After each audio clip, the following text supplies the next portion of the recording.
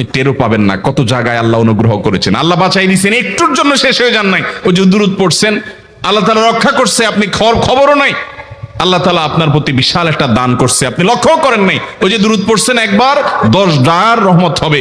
এভাবে যত দুরূদ পড়বে সে তত রহমত এবং অনুগ্রহ পাবে। এক সাহাবী বলেছেন, ইয়া রাসূলুল্লাহ, আমি আমার দোয়ার কত অংশ আপনার জন্য রিজার্ভ রাখবো? আমি তো আল্লাহর কাছে অনেক কিছু চাইবো, অনেক কিছু নিবেদন করব, আপনার জন্য যেন আল্লাহ রহমত নাজিল করে, এটাই হলো দুরূদ। এই দুরূদটা আমি কি পরিমাণ রাখবো? 4/1, 3/1, অর্ধেক। এরপরে সাহাবী বলছেন, আসলে যদি সবগুলোই করি, উনি এক একটা পার্সেন্টেজ বলছেন, আর নবী করিম সাল্লাল্লাহু আলাইহি সাল্লাম বলছেন যে, তাকে বোঝাচ্ছেন যে আরো বেশি করতে পারলে ভালো হয়।